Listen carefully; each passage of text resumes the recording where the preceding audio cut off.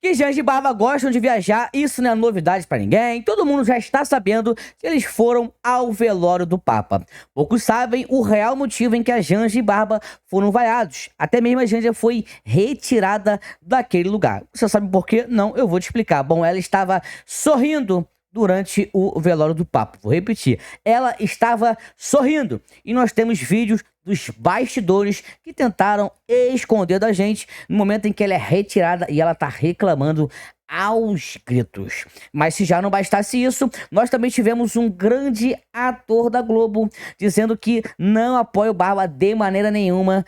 E ele vem dizendo o porquê ao vivo. Já não bastasse isso, nós também temos um grande jornalista, rapaz. E o que o jornalista disse? Chamou Barba de canalha e pilantra ao vivo. E o clima esquentou após todas essas situações, na qual eu vou trazer pra você. Inclusive, estão dizendo por aí que o Barba tem um dinheirinho no Vaticano. Tem um vídeo falando isso, tá? Pessoal, vamos darmos início aqui ao nosso conteúdo mais humildemente. Deixe agora o seu like, se inscreva no nosso canal. Eu duvido você comentar de onde é que você está nos assistindo. E você sabia que o nosso capitão está se recuperando? Mas aqui diz a enquete: o capitão ainda pode contar com seu apoio? Se sim, digita 22 ou comenta eu apoio o capitão. Vambora. Avisei Lupe dos problemas no INSS e ele nada fez, diz conselheira da gestão da Previdência, ou seja, ela disse pro ministro do Barba, ele nada fez, tá? A reeleição do Barba é dada como certa e aliados já discutem o quarto mandato do Barbudo. Ninguém aguenta mais. Comenta aí, fora Barba, se você não quer essa situação.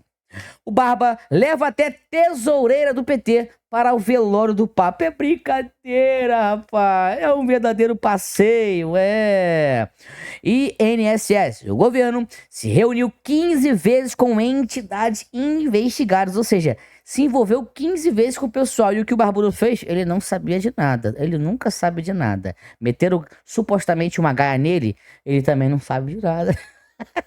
Pessoal, vamos logo pro conteúdo principal. Malvino Salvador, ex-ator da Globo, muito conhecido. Olha o que ele diz. Não voto no Lula de maneira alguma. Não voto, é impossível votar no Lula por tudo que ele representa, tudo que representou no passado. É inadmissível votar numa pessoa que foi condenada em 3 instâncias, entendeu? E que se você for explicar para um cidadão de um outro país, né, país onde as coisas acontecem de maneira mais organizada, e explicar para ele que o cara estava preso, foi solto e tá sendo e pode se candidatar para ser presidente da República depois de todos os escândalos que apareceram de corrupção, você fala assim, não, esse país não é sério, isso é uma putaria do cacete, entendeu? Meta aí, parabéns, Malvino Salvador. Mas já que ele está aí, já que permitiram que ele esteja concorrendo à presidência, a única coisa que eu tenho é o meu voto, dizer assim, porra, o que eu posso fazer? Eu não voto porque a minha consciência me diz que eu não posso votar nesse cara, eu voto em qualquer outro menos nele, entendeu? Exatamente, é isso aí, Malvino Salvador. Quando você vê por que o café tá caro, tá aí, ó. Precinho em conta da gasolina aqui em São Paulo. 6,19, hein, velho? Você tá doido, filho? Olha lá, ó. 6,19. E o álcool? 4,29. Você tá maluco, mano. Quando você quiser saber por que seu café tá caro também, ali, ó. Ah, mas eu não tenho carro. Eu não tenho carro. O preço da gasolina não interfere comigo. Vai, idiota. Olha isso aqui. Não é boato, a CNN confirmou oficialmente que a segunda camisa da seleção brasileira será vermelha em 2026 e eu vou te explicar nesse vídeo por quê. Não, é isso mesmo, esse aqui é Edinaldo Rodrigues, presidente da CBF, e esse aqui é o ladrão de 9 dedos que você já conhece bem. Mas não é só por causa desse alinhamento, dessa amizade deles, que a CBF vai lançar uma camisa vermelha. Tem outros motivos. O Edinaldo tinha sido afastado da presidência da CBF pela justiça, mas aí o PCdoB foi lá e brigou para reconduzir Edinaldo Rodrigues ao comando da CBF. Como se não bastasse, o próprio Lula escreveu um parecer contrário a essa decisão que afastou Edinaldo Rodrigues da CBF. Toda essa treta foi parar no STF e caiu na mão de quem para julgar? Ele mesmo, Gilmar Mendes, aquele que foi acusado pela revista Piauí de ter uma caneta amiga da CBF. Por quê? O instituto do qual ele é sócio fechou um contrato milionário com a CBF Meses depois, o próprio Gilmar Mendes deu uma liminar salvando o mandato do Edinaldo Rodrigues. A verdade é que o Lula, o PT e o PCdoB salvaram o mandato do Edinaldo Rodrigues na CBF e agora ele só tá retribuindo. Mas não dá pra gente olhar pra tudo isso e não fazer nada. Por isso mesmo eu acionei a Procuradoria-Geral da República, que é a entidade mais alta do Ministério Público, para investigar essas irregularidades nos contratos da CBF e com o IDP, que é o Instituto de Gilmar Mendes. Você também é contra a seleção brasileira ter um uniforme vermelho que não tá nem nas bandeiras do nosso país? Compartilha esse vídeo e segue aqui embaixo meu perfil. Coloca camisa vermelha não, você que não é a favor dessa situação. E quer dizer que o painho já sabia de tudo, Já sabia de tudo, olha aí. Gente, informação importante aqui que nos dá a dimensão ainda maior de que todo mundo sabia desse golpe. Eu, você, quem estava no INSS, quem estava na PF, na CGU, enfim, todo mundo sabia. Em abril do ano passado, o diretor-geral do INSS, o então diretor-geral, o Alessandro Stefanuto, chegou a pedir à PF. Uma auditoria, na verdade, pediu apurações à Polícia Federal. E até então, a Polícia Federal já estava em cima disso. Quando foi em julho do ano passado, não só a PF tinha informações, como fez um relatório mostrando que aquela fraude em andamento, ela era evitável pelo puro e simples sistema de biometria. Só que a Dataprev não quis. E o que eles fizeram no meio tempo? Uma biometria mandrake, biometria pelo documento do assegurado, né? Pelo documento do aposentado ou do pensionista. Então, assim, esse levantamento não só ofereceu, na verdade, isso que a PF fez, não só ofereceu ajuda, como levantou o seguinte, que as fraudes no INSS, elas poderiam ser evitáveis desde que a biometria fosse de fato aplicada, não por documento, de forma correta, e isso poderia ter impedido mais a metade dos casos. Ou seja, sabia de tudo, Olha isso daqui. Ladrão, corrupto, vigarista, rato, pilantra, canalha. Olha, eu não sei você, mas pra mim dá muita vontade de xingar. E xingar assim, do jeito que eu fiz, sempre que aparece um político que é acusado de roubalheira. Aí você vê o ex-presidente Fernando Collor sendo preso por roubalheira. Você não fica com vontade de xingar? E ele vai falar, por que pro Collor vale e pro Barba não? Pros amiguinhos do Barba não, Por que ele acha que pode pegar um dinheiro que não é dele para ele ficar mais rico do que ele é? É demais você trabalhar para ganhar algum no fim do mês, trabalhar para sustentar a família, trabalhar para poupar alguma coisa e ver um vagabundo enriquecendo sem trabalhar. Essas fraudes aí nas aposentadorias, que parece ser o maior esquema da história do INSS. O bando ia lá, sacava dinheiro da conta dos aposentados, a conta gotas, para ninguém perceber. A polícia fala em mais de 6 bilhões de reais, um absurdo, tem que pegar essa grana de volta. Só que o governo fala em cuidar da devolução, mas não explica como é que ele vai fazer isso. Vai tomar dos fraudadores, o que só pode fazer depois de um processo na justiça, ou vai pegar dinheiro do orçamento público, porque se for do orçamento do governo, vai fazer a vítima pagar pelo roubo. Se foi roubado seu pai, sei lá, sua mãe, foram roubados, sua avó foi roubada, aí eles descobrem, quem devolve é o governo com dinheiro do orçamento, ou seja, com o seu dinheiro que vira imposto. Ou seja, querem devolver o dinheiro, 6 bilhões, com o nosso dinheiro. Ah, muchacho. Então são duas punições. A gente é roubado e depois a gente paga pelo ressarcimento com o dinheiro que a gente manda para os impostos. Não dá para ser assim, não dá para ser. Essa é a solução. Os ladrões, os vagabundos, os pilantras, os corruptos, os ratos, é com o dinheiro deles que o INSS tem que arrumar um jeito de pegar essa devolução. Falando nisso, já vou trazer um vídeo sobre o dinheiro do Barba no Vaticano, hein? E investigar tudo bem direitinho para botar essa gente toda na cadeia, da base ao topo. Da base ao topo. Porque uma fraude bilionária dessas, multibilionária, dificilmente acontece sem ajuda interna. Tem que apurar até o fim. E tem que trocar toda a administração. E troca até o Barba. Todo o tal do sistema que protege esse banco de dados, se é que dá para falar em proteção num sistema que permite essa manipulação toda. Pois é, rapaz. Fiquei surpreso com esse jornalista aqui, hein? Surpreso. E olha isso aqui, eu quero ver se vocês... Quero perguntar para vocês se isso aqui é realidade, ó. En Bolivia hablan dólares y cómo justifica eso, con un sueldo presidente de Bolivia. Lo mismo que pasa acá... Claro. Con Cristina Fernández Kirchner, lo mismo que pasa con Bachelet, lo mismo que pasa con Lula. A Lula lo agarraron y lo pusieron preso por un departamento de 3 ambientes. ¿Y eso qué? ¿Sí? ¿Y cuánto tiene en el Vaticano Lula? Lula Silva, ya te digo. Y también queremos saber... Viu que ela perguntou quanto tem o Barba lá no Vaticano, olha aí. En el tema de Correa, Rafael Correa, que está involucrado... Correa justo tiene 193 millones, con cuenta 001-345-761. que la debe estar gastando en este momento para desestabilizar su país. El dinero se llama Pasca Limitada, la empresa. De Correa. E de Lula. Olha agora, presta atenção. Você que tá prestando atenção, digita 01. Bachelet tiene 206 millones. Lula da Silva, 249 millones. 249 milhões de euros. E 001324953. Rapaz, será que isso aqui procede? O cara ter 249 milhões lá no Vaticano?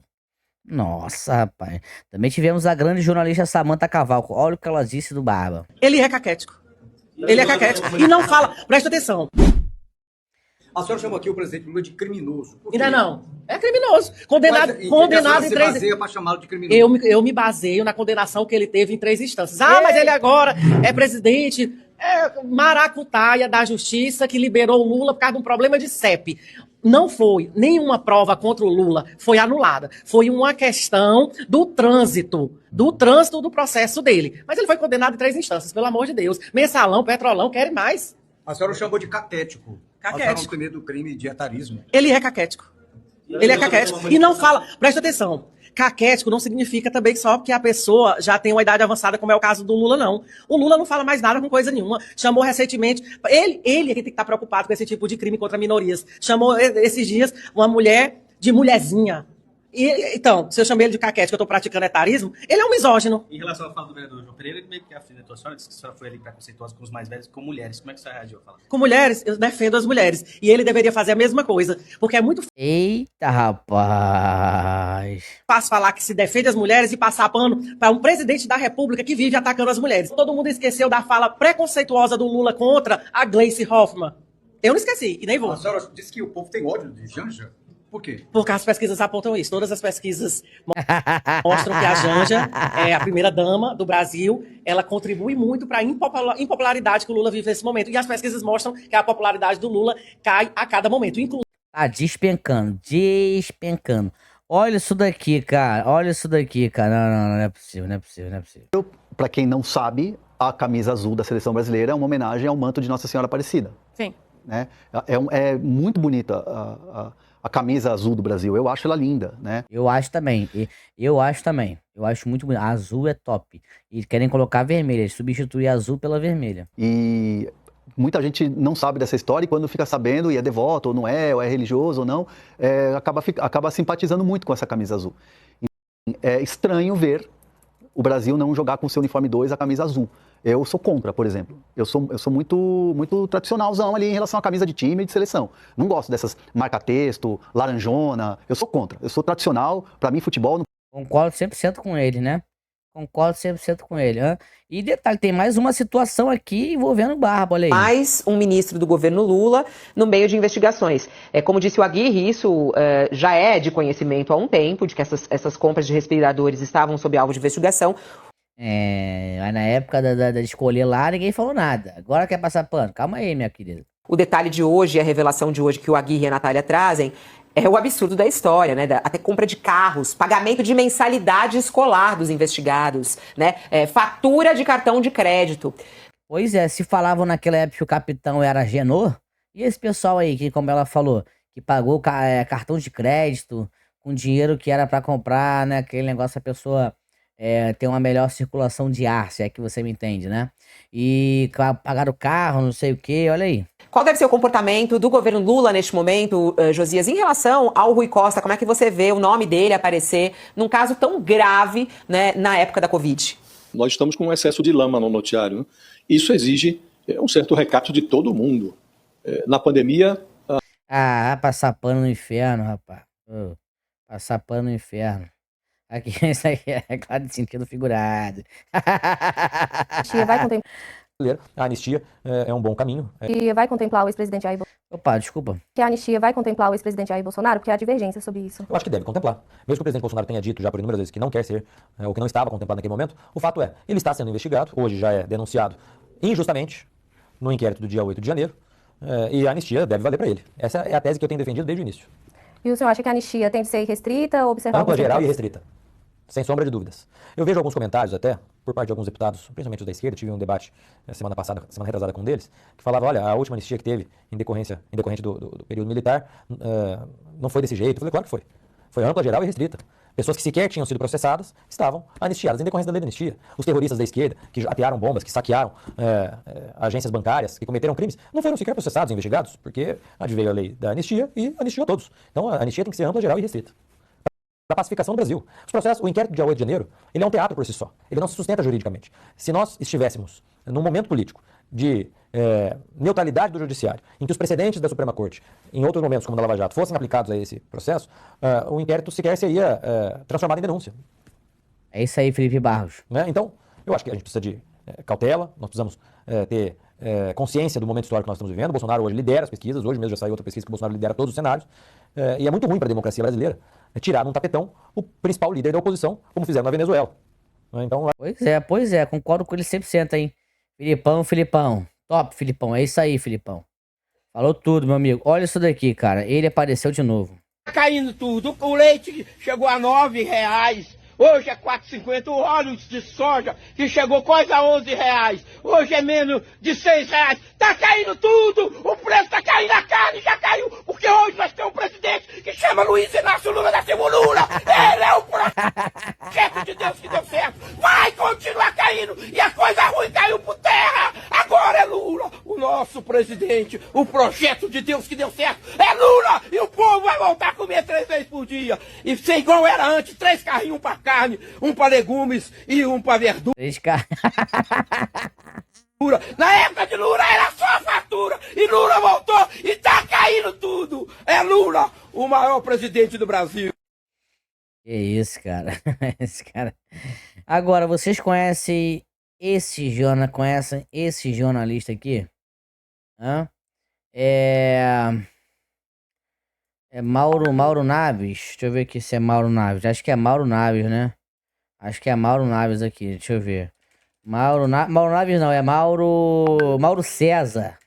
Mauro César, atualmente ele trabalha na Band, tá? Olha o que ele disse aqui, ó. Atualmente ele trabalha na Band, aí, ó.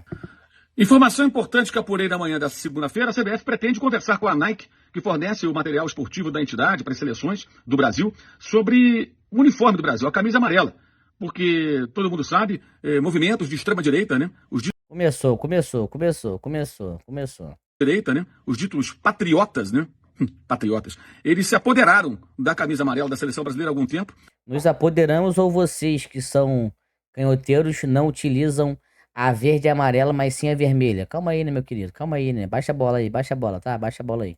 E todos os limites do aceitável foram ultrapassados nas manifestações terroristas desse domingo em Brasília.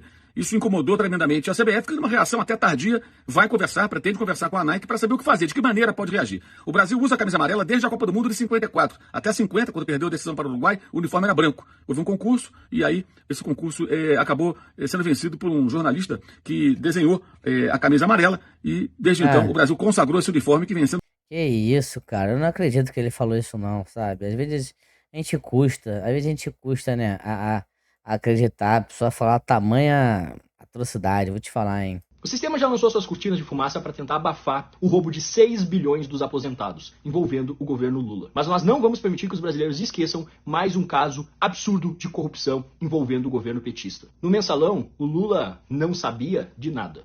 No Petrolão, a mesma coisa. O Lula não sabia de nada. E agora, com um rombo de 6 bilhões, adivinha? Vão tentar fazer o povo de idiota mais uma vez, dizendo que o chefe não sabia de nada. Só que tem um detalhe, em 2023, o Carlos Lupe, que é ministro do Lula, foi alertado sobre possíveis irregularidades nos descontos de aposentadoria. E o que o Carlos Lupe fez? Nada. Eles sabiam. E o que fizeram? Nada. Continuaram permitindo que milhões de aposentados fossem assaltados em plena luz do dia. E tem mais. Vão dizer que o Lula não sabia? O Lula é quem preside. O Lula é quem indicou. O irmão do Lula está envolvido no esquema. Enquanto os aposentados eram saqueados, a quadrilha foi recebida pelo menos 15 vezes pelo governo Lula. Mas olha aí, ó. É claro, eles vão continuar afirmando que o chefe não sabia de nada. Sempre a mesma tentativa de fazer o povo de bobo. E pior, os economistas já dizem que não há dinheiro para ressarcir as vítimas desse golpe bilionário. Enquanto isso, a grande mídia, cúmplice do sistema, tenta fazer todo mundo esquecer o que aconteceu. Mas nós não vamos permitir. Compartilhe esse vídeo o máximo possível. Muito top, muito top. Olha isso aqui, cara, olha isso aqui. Motorista da SAMU de Mãe do Rio foi socorrer os feridos no acidente e deixou a ambulância e foi saquear a cara. Quando ele voltou, já tinham levado a ambulância. É o que tá de acordo aqui, tá? Olha isso aqui. Eu não vou entender isso aí nunca, cara. Eu não vou entender lá. E eu já vi casos que ao invés da pessoa ajudar o caminhoneiro que tá lá, né, nas Ferraris e tal, precisando sair, né, precisando ser ajudado ali, o pessoal não, tá levando o negócio, o pessoal tá levando, tá, leva mesmo, na cara dura. Enquanto isso, o caminhoneiro segue lá, ou seja, é uma coisa, eu vou te falar, hein, cara. Olá, tudo bem, deputado Ricardo Arruda? Pessoal, que loucura que tá o Brasil, né? Antigamente, o que a gente ouvia de críticas e denúncias contra o Bolsonaro é que ele falava palavrão. Agora, cada dia tem uma denúncia nova de corrupção. O que a gente já esperava. Eu cansei de falar na tribuna, se o PT voltasse, o Brasil ia voltar na lona. Ia ser saqueado novamente por esse corrupto ex-presidiário e sua quadrilha. Esse rombo de mais de 6 bilhões no INSS, 70% desse desvio ocorreu no governo Lula. Lembrando que o Bolsonaro tinha feito uma lei anticorrupção para barrar as fraudes do INSS. E o Congresso foi lá e derrubou. Será que... por quê? Derrubou, E foi revogada pelo Congresso na época, a pedido dos deputados do PT e do Centrão, para barrar a fraude no INSS. E desse dinheiro todo, mais de 100 milhões foi destinado para o sindicato que o irmão do Lula é vice-presidente. Que coincidência, né, gente? Ele já tem muita prática em roubar dinheiro aposentado. Lembra lá o Paulo Bernardes, ex-marido da amante, da coxa, da Gleice? Vocês lembram? Tudo se repete nesse governo, só que agora não tem mais Lava Jato. E o Supremo Tribunal Federal defende eles, tanto que eles anularam todas as provas da Lava Jato. Mas, por incrível que pareça, a cortina de fumaça para apagar todo esse incêndio foi o que prendeu o Collor. Não que ele não deveria ser preso. Para mim, ladrão e vagabundo tem que ir pra cadeia. Agora, se prendeu o Collor por desvio de dinheiro, por corrupção, por que o Lula mandou um avião da FAB buscar a ex-mulher do presidente do Peru? Por que vale pro Collor e não vale pra ele? Por que vale pro Collor e não vale pro Barbudo? Comenta aí. Por que vale pro Fernando Collor e não vale para o Barbudo? Questionamento válido. Condenado a 15 anos por corrupção do dinheiro da Odebrecht. O medo dele... Pois é. Pessoal, nosso vídeo foi esse. Muitíssimo obrigado. Você que chegou até aqui, você mesmo comenta. Eu assisti ao vídeo todo. Foi...